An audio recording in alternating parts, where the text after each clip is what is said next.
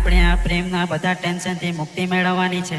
એટલે આપણે આપણી ધોકેબાજ પ્રેમિકાની બધી જ યાદી આપણા જીવનમાંથી કાઢી નાખવાની છે અને યાદી કાઢી નાખતા સ્વાહા શબ્દનો ઉચ્ચાર કરવાનો છે. તો ચાલો શરૂ કરીએ. કોઈનો નંબર, કોઈના મેસેજ